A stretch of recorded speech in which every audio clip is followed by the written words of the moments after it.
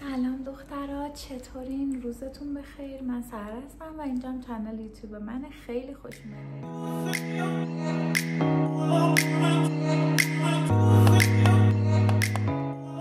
این اولین دیدار رسمی من شماست، چون که تا حالا هیچ تصویری از خودم منتشر نکردم و حقیقتش الان دلم میخواست که اون چیزی که همیشه دنبالش بودم که یوتیوبر شدم بود و اجرا کنم. تو این چند سال خیلی بهش فکر میکردم و فکر میکردم حالا بدون تصویر خودم با ویدئوهایی که میسازم کوتاه و این چیزا میتونم بهش برسم، اما الان حس کردم که نیازه که خودم بیام جلوی دوربین باهاتون صحبت کنم، کمالگرا نباشم، به این فکر نکنم یه روز بزرگ قرار بیاد، قرار در آینده این اتفاق بیفته، قراره که مثلا همه چی خیلی بهتر بشه، من بیام با اعتماد به نفس بهتری صحبت کنم. من 32 سالمه، متأهلم، 13 سال ازدواج کردم و یه پسر 11 ساله دارم که کلاس 5 ابتداییه. خب و حالا اینکه اینا رو گفتم به خاطر این بود که منو بشناسین، به خاطر اینکه یک پس زمینه از من توی ذهنتون باشه و بعد بریم سراغ این که اصلا چرا اینجام. از بچگی خیلی همش توی تصوراتم این مدلی بود که یکی داره با هم مصاحبه میکنه یا اینکه جلوی آینه با خودم صحبت میکردم و همین باعث شده بود که دلم بخواد یه همچین اتفاقی بیفته. دلم بخواد یه روزی بیام با یک حالا شخصی که وجود نداره در واقعیت بیام و صحبت کنم خیلی راحت و یه سری حرفا رو بزنم. شاید دونستن این حرفا، بازگو کردن این حرفا برای من روشن‌تر شدن مسیرم، یعنی باعث روشن‌تر شدن مسیرم بشه و گوش کردن این حرفا از شما باعث این بشه که توی اون راهی که هستی شاید بهت کمک کنه که بهتر قدم برداری. الان که اینجام تقریبا فکر میکنم این سومین بیزینس یا سومین کاریه که دارم انجام میدم، یعنی سه تا پروژه‌ای رو حالا داشتم که انجامشون دادم و یوتیوبر شدن 4میه و توی این مسیر کلی دوره اینستاگرام خریدم، من کلی آزمون و خطا کردم، کلی پیجی رو داشتم که از 0 رسوندمش، حالا الان به 20 حتی 23 و الان ریزش کرده به 20 و دلم میخواست که این تجربیات رو با شما به اشتراک بذارم. دلم میخواست که با هم، یعنی من اگر بیام اینجا و عنوان کنم که میخوام این کار رو انجام بدم، باعث میشه که خودم هم به یک نسخه بهتری از خودم برسم و تجربهش کنم. امروز که دارم صحبت میکنم فکر میکنم 5 مهر ماه شنبه است و دلار صبح فکر میکنم 111 تومن یا شاید هم بیشتر بود. یه اتفاقایی داره تو کشور میفته که شاید مثل همه ناراحت شم منم و اما مثل همه همنسلای خودم همچنان امید دارم، همچنان دلم میخواد که امیدوار بمونم و اون مسیری که دارم و همینجوری ادامه بدم. حالا خیلی هم اهمیتی نداره چه اتفاقی قرار بیفته. این که از این چیزایی که گفتم که من تا الان مثلا این 3 تا بیزینس داشتم یا 3 تا کاری رو شروع کردم و انجام دادنش و حالا یا شکست خورده یا خودم دلم میخواسته که کنار بکشم. اون دیگه بستگی داره که دید شما چی باشه. من 19 سالگی ازدواج کردم، 21 سالگی پسرم به دنیا اومد. توی این تایم خب مثل هم رشته تحصیلی من فوق دیپلم کامپیوتر، یعنی کاردانی کامپیوتر داشتم. بعد توی این راه حالا چون زود ازدواج کرده بودم، زود مادر شده بودم، دلم میخواست که همیشه یه کاری داشته باشم، یه شغلی داشته باشم و برای من چی بهتر از هنر. دلیل اینکه میگم چی بهتر از هنر اینجوری بود که من همیشه یک بخشی توی ذهن من فعال بود حالا اون بخش هنریه خیلی پررنگ و فعال و اینا بود. دلیلش همین بود که من همیشه مداد رنگی داشتم، همیشه آب رنگ داشتم تو خونه، همیشه نقاشی میکردم، همیشه آشپزی میکردم، همیشه شیرین میپختم، کوکی درست میکردم و اینا کارهایی بود که همیشه انجام میدادم. توی سن مثلا 21 سالگی تصمیم گرفتم که بیام و شماره دوزی کنم، بیام گلدوزی کنم. 21 سالگی هم نه، حتی بیشتر، بزرگتر که شدم. ولی خب اون تایمی که پسرم باردار بودم علاقه‌مند شده بودم به بافتن کردن. پتو براش بافتم، نمیدونم برای خودم لباس میبافتم و اصلا چیزای کوچیکم نه، یه راست مثلا سراغ اون بزرگتری نمیرفتم. و این داستانه باعث شده بود که من حس کنم که چقدر حالم با هنر خوبه، چقدر این اتفاقه رو دوست دارم، چقدر بهم انگیزه میده، چقدر بهم امید زندگی میده، چقدر حاضرم از همه کارهایی که حالا میتونم انجام بدم بگذرم و بشینم ساعتها خودم رو مشغول به ساختن یک چیزی کنم، مشغول به بافتن یک چیزی کنم و این برام خیلی با ارزش بود. بعد از اون که حالا مثلا بچه من بزرگتر شد، 2 ساله بود فکر کنم پسرم، شماره دوزی انجام میدادم، از پینترست و حالا ویدیوهای آموزشی یاد گرفته بودم، گلدوزی انجام میدادم. بعد از اون جواهر دوزی انجام میدادم که اصلا یک پیجی داشتم که کلا این سنجاق‌ها و این بروچ‌های جواهر دوزی رو میفروختم. چند تا ایونت با اون پیج شرکت کردم و کلا یک مسیر خیلی جالب و باحالی بود برای من برای اون سن و خیلی هم دوستش داشتم. بعد از اون خوردیم به دوران کرونا و دوران کرونا دیگه اینجوری بود برام که حالا چیکار کنم. چی شد که دیگه سنجاق سینه و اینا درست نکردم؟ این بود که سفارش‌های ما خیلی زیاد بود و من و خالام هر سه تا با هم کار می‌کردیم، یعنی انقدر کارم خوب شده بود و دیگه گرفته بود، بزرگ شده بود که دیگه دو خاله‌های منم کمکم می‌کردم، بهشون پیشنهاد داده بودم و اونا هم قبول کرده بودن، یاد دادم بهشون و همزمان با هم کار می‌کردیم ستایی. و اینجوری شد که یکم که کار کردیم من دیسک گردم و دیسک کمرم زد بیرون و کلا دیگه نمیتونستم سرمو خم کنم و اینا، با وجود اینکه مشتری خوب بود، با وجود اینکه خیلی ایونت های مختلف شرکت میکردیم، کلی از مزونای تهران ما فروش داشتیم، اما تصمیم گرفتم از یک جایی به بعد، یعنی اون موقع اون تایم بود که تازه یک مکانی به اسم شوروم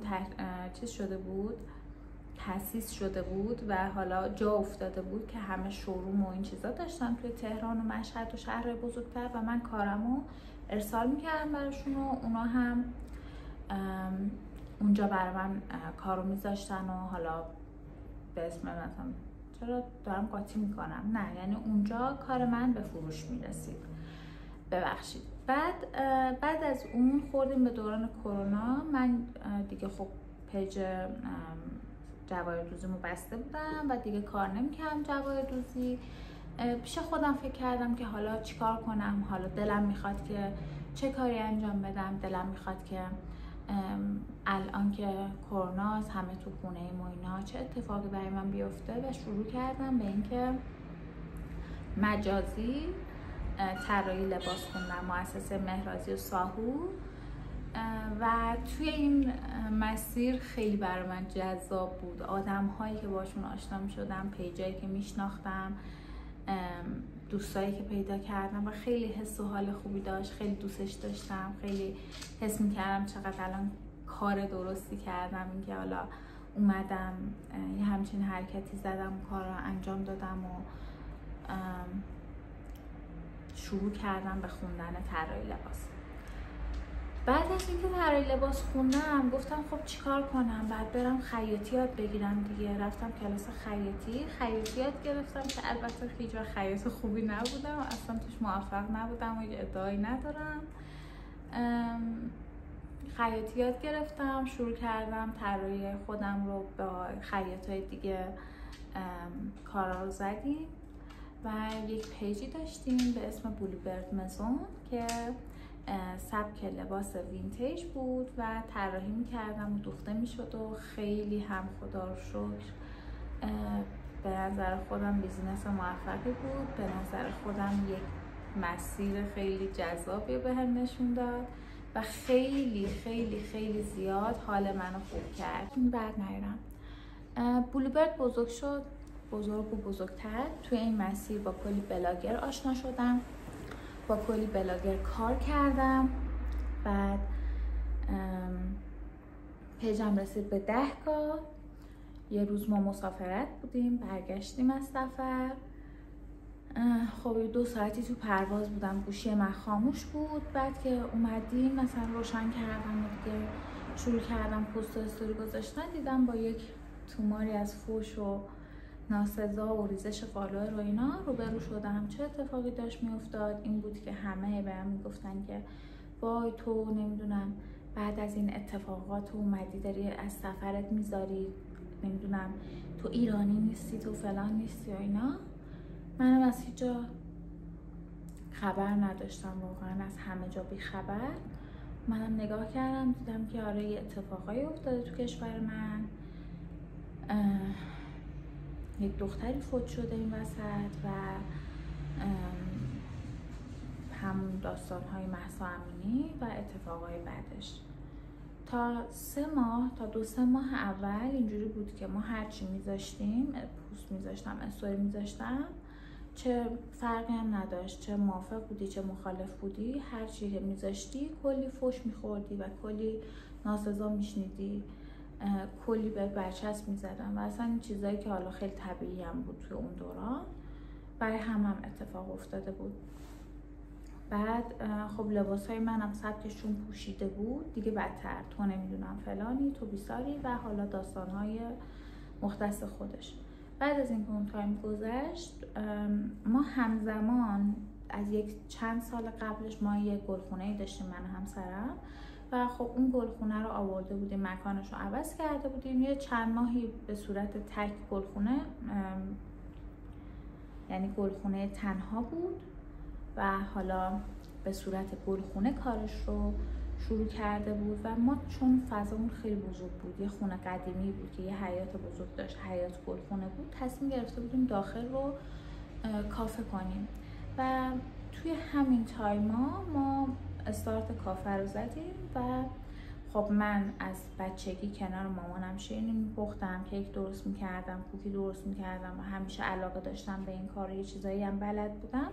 شروع کردم به اینکه برای کافه چیزکیک زدم و کوکی زدم و کیک‌های مختلف می‌زدم و سرم گرم بود واقعیت. یعنی اگر توی اون تایم از پیج خودم هیچ درآمدی نداشتم و هیچ کاری نمی‌کردم تو پیج خودم، خیالم راحت بود از یه طرف دیگه، از یه داستان دیگه، بالاخره ذهن من معطوفه، بالاخره دارم یه کاری رو انجام میدم و به نظرم هیچ کاری توی دنیا برای من بدتر از این نیست که هیچ کاری نکنم. یعنی اون روز که من هیچ کاری نکنم قطعاً افسردم، قطعاً حالم خیلی بد میشه و اصلا یه چیزیه که دست خودم نیست، واقعاً حس میکنم که خیلی اتفاق بدیه برام. یه تایمی گذشت من که خیلی زیاد خودم مشغول کار کافه و این چیزا کرده بودم، چند ماهی ادامه دادم و بعد از چند ماه کلا پیج و همه عکس و فیلم ها رو آرشیو کردم و دیگه دلم نمیخواست ادامه بدم با این برچسب‌هایی که بهم خورده بود و با اون فوشایی که شنیده بودم، واقعا دلم نمیخواست. اگر الان برگردم شاید همین مسیر رو برم و همینجوری پیش برم. اما یه چیزی که چرا این مگس ببخشید، اما یک داستانی که هست اینه که اگه الان برگردم زود جا نمیزنم. یعنی چرا پیجمو بستم، چرا عکس رو آرشیو کردم، همه چی خیلی خوب بود دیگه، دائمی هم که نبود، قرار نبود که تا ابد اینجوری بمونم، بالاخره من خیلی زحمت کشیده بودم. اما یه سری چیزا رو عوض می‌کردم. توی شهر ما، حالا با اینکه شهرستانه و یه شهر کوچیکه، هیچ خیاط ارزونی انگار نیست. یعنی اینجوریه که من کارو به هر خیاطی که سپردم مثلا یه قیمت فضایی روش گذاشت. یعنی هنوز اگه فاکتورای دوخت منو نگاه کنین، من مثلا یه دونه کت رو یه خیاط برای من مثلا 2 خورده دوخته. خب و من همش مثلا میگفتم، من مثلا نگاه میکنم که مثلا انصافت کجا بود اون لحظه که 2 خورده واسه من کتو زدی. خب و این خیلی آزاردهنده است دیگه، یه چیزیه که ذهن منو درگیر میکنه و مثلا با خودم میگم خب مثلا من انقدر پول پارچه دادم، انقدر پول دوخت دادم و این مبلغم باید مثلا روش میکشیدم و میدوختم. خب معلومه که مشتری من کم میشه چون که قیمت کار بالا میرفته. معلومه که مثلا حالا یک قشر خاصی میومدن از من خرید میکردن و من خب مشتریم داشتم بخاطر اینکه من با بلاگرای زیادی کار کرده بودم و براشون کار فرستاده بودم و اونا هم انقدر خوب تبلیغ کردن و خوب تعریف کار منو کردن که من مشتری خودم رو داشتم، فروشم رو داشتم. اما اگه زمان برگرده یه اصلاح میکنم این مسیر رو، زود جا نمیزنم و اینکه توی انتخاب خیاط و این داستان ها یک تصمیم گیری درستی میکنم. این که از این همون سال دیگه من خیلی درگیر کافه و این چیزا شده بودم و رفتم یه دوره حالا چیزکیک و کوکی کافه‌ای و این مسیر قنادی من خیلی جدی شد و دلم میخواست که خیلی جدی‌تر به این مسیر ادامه بدم. خیلی دوست دارم کار قنادی و خیلی با تمام زحمتی که داره، با تمام اون کوه ظرفی که بعد از اینکه توی شیرینی یه دسر درست میکنی، یه چیزکیک درست میکنی جمع میشه، با تمام اون خستگی، اون لحظه‌ای که گارنیش میکنم اون کار دیگه در اومده تموم شده دارم گارنیشش میکنم، اون لحظه خیلی حس خوبی داره برام و خیلی دوستش دارم. الان تقریبا 3 سال از اون روزا میگذره. من 3 ساله که دارم فعالیت حالا قنادی رو، فکر 2 ساله یا 3 ساله، فکر کنم 3 ساله، نمیدونم دقیق. بالاخره 2-3 ساله داره میگذره از اون روزا. 2-3 ساله که دارم فعالیت قنادی انجام میدم. توی این حوزم پیج خودم حالا شد بلوبرد پیستری که فقط چیزای قنادی و نمیدونم یه سری آموزش و یه سری ویدیو و این چیزا دارم میذارم و الان در حال حاضر با تمام گرونی‌ها، با تمام اون داستان‌هایی که توی کشورم وجود داره، باز همچنان کارم دوست دارم اما سفارش نمیگیرم. دلیل اینکه سفارش نمیگیرم چیه؟ دلیلش اینه که به شدت شاید مثلا برگردم الان که دارم داستان تعریف میکنم شاید مثلا همون زود جا زدنه باشه، اما اینکه سفارش نمیگیرم به معنی این نیست که این مسیر رو نمیخوام ادامه بدم. اتفاقا دارم همین مسیر رو ادامه میدم، دارم آموزش میبینم، دارم خودم رو بهتر میکنم و همزمان هم کلی مطالعه دارم توی این قضیه و خیلی حالم باهاش خوبه. الان ترجیح دادم فعلا یه زن خانه‌دار بمونم و فعالیتمو به این شکل توی یوتیوب ادامه بدم. بعد دلیل اینکه کار نمی‌کنم این بود که هر سری که من مواد اولیه تهیه می‌کردم با یه قیمت تهیه می‌کردم. یعنی ببین نشدنی بود که مثلا من این ماه مثلا پنیر رو با این قیمت سفارش بدم برام بیاد و ماه بعد قیمت این پنیر این خامه تغییر نکنه.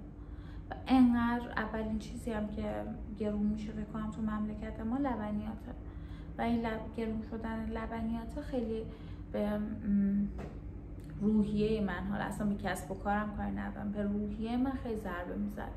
خیلی ناراحت بودم از بابتش، خیلی قصه میخوردم، حالم بد بود از اینکه هر سری من بعد مثلا خب این سری قیمت اضافه شد، خب این سری مثلا بعد اینو اضافه کنم، این سری بعد این کار انجام بدم، انقدر خامه اضافه شد، انقدر ویلی اضافه شد، انقدر مثلا ماسکارپونه روش اومد و اضافه شد و خیلی داستان ها رو داشتم. برای همین ترجیح دادم که دیگه کار نکنم فعلا. اما خب میگم همچنان دارم آموزش میدم، همچنان خودم قنات میتونم با احترام و همچنان حالم با این هنر خوبه. کنار تمام این کارا خیلی سعی میکنم کتاب بخونم. یک چالش 21 روزه داریم، یعنی این تمام این معرفی ها و این حرفا رو زدم که به اینجا برسم که قرار 21 روز من براتون ویدیو ضبط کنم، قرار 21 روز اینجوری بشینیم روبروی هم دیگه و چای بخوریم و حرف بزنیم و حرفایی بزنیم که به رشد فردیمون کمک میکنه.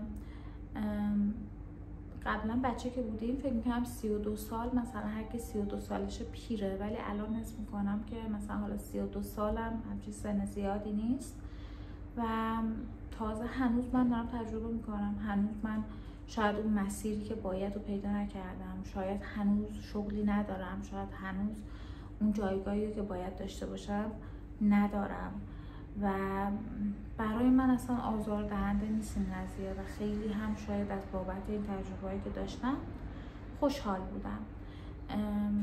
اینم نگفتم که ما حالا مثلا الان تقریبا 1 ساله که کافه نداریم و اون تجربه کار کردن من با کافه های دیگه بوده و خیلی هم خدا رو شکر اون کاری که ارائه دادم خیلی خوب و خوشگل و خاص و اینا بوده و همچنان ذوقی هم از بابت تمام کاری که کردم.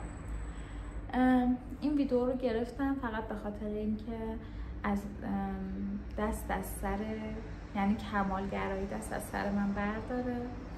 کادرم درست نیست. خودم با یک لباسی که دم دست ترین لباس، روترین لباس کمدم پوشیدم اومدم نشستم.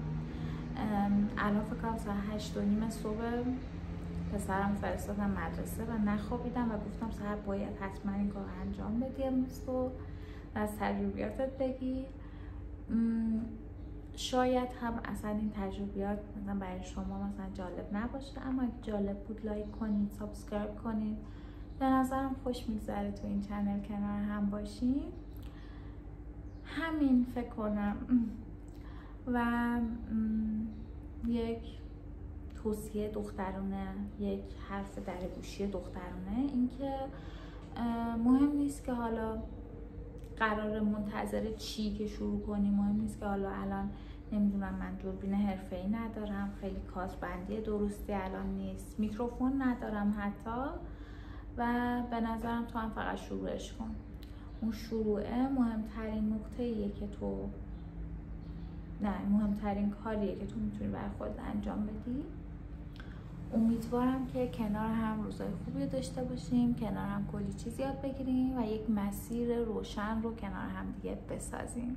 مرسی که تا اینجا ویدیو همراه من بودین. روز خوبی داشته باشین. خداحافظ.